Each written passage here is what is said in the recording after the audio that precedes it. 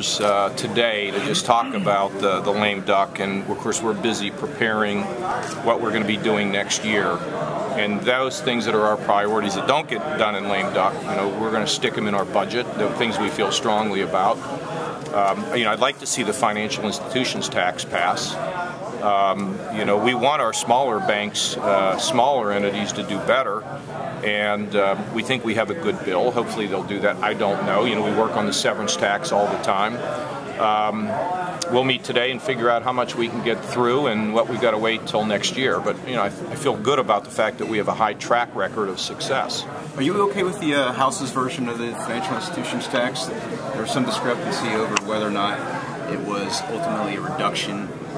My understanding is it's in pretty good shape right now, and because it's so amazing. There's so many loopholes, and I say loopholes, but there's so many exemptions of this and that when you try to fix something, it's amazing how many things get impacted. And we don't want to have inadvertent impacts, but we certainly want people who have not been paying their taxes to pay their taxes, so that those who small business people can pay less, and that's what this is really all designed to do, to help the smaller institutions to do better. You feel like it's still revenue neutral?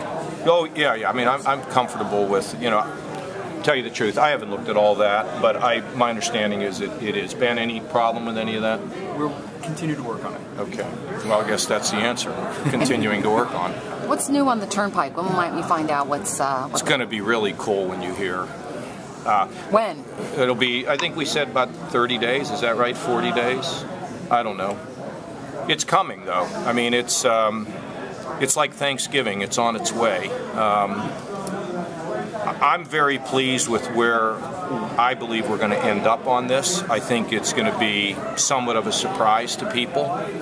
And then what the legislature will have to do is to say, look, do we want to change something that people have been reluctant to change, that can really help us with more infrastructure, with safer bridges, without some total disruption of what we have in the state. It's going to be good. It's going to be good. It's not all done yet, but it's coming, and I think I'm very optimistic that it will be able to get us over the hurdle. Some lawmakers want to have public input on that and want to require public comment on that. I don't know what that means, but I'm all for the public having comment and input, particularly from all of you.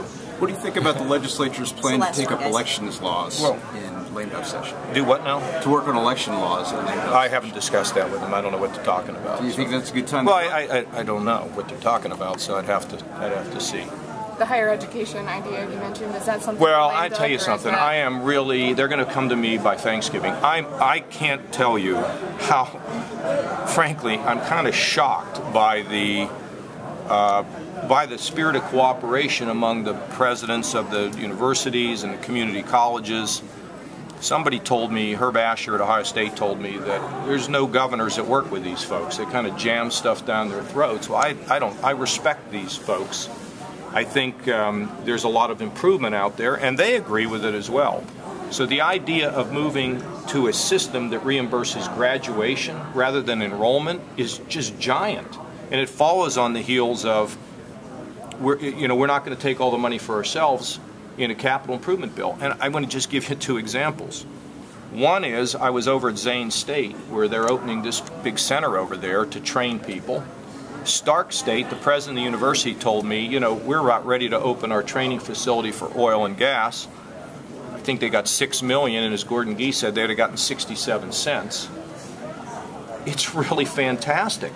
And we've got to do better commercializing, and we have to do better being able to show people the things that they can get if they graduate in certain areas. I want a menu list. I want an enrolling student, even in the 11th and 12th grade and in the community colleges and the four-year school, to be presented a menu. This is what's on the menu in Ohio. These are the jobs that are available.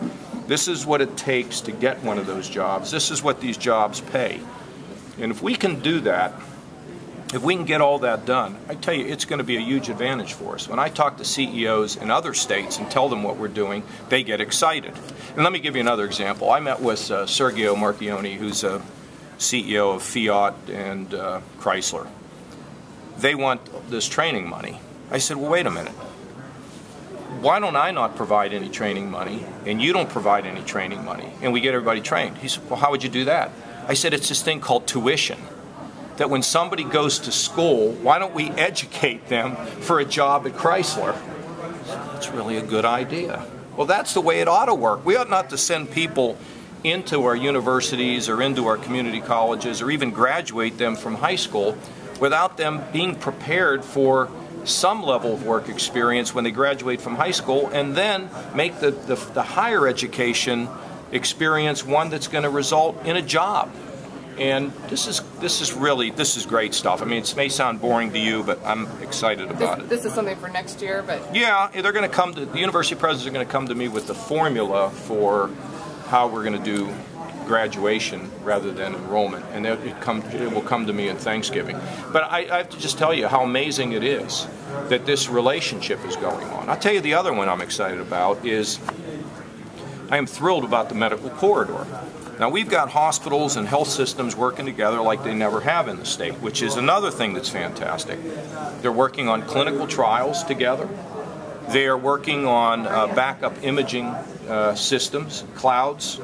And I just talked to Steve Gabby, Dr. Gabby, the other day, and there's a March of Dimes grant that's out there that we've applied for, that they've applied for. Ohio State has a collaboration with Case Western, the University of Cincinnati Children's, or Cincinnati Children's, and Nationwide Children's.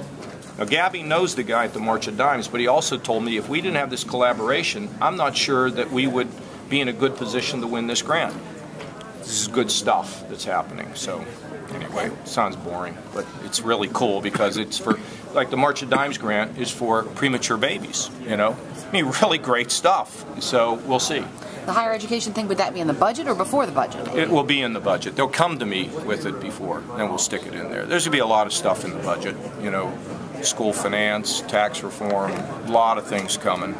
I don't know how we'll do Turnpike yet. That's up to, you know, when we sit down, Matt and the leadership, we'll see. But we're going to be briefing the leaders today on a lot of things we're doing. They're all pretty complicated. Okay? Thank you. Thank you, Governor.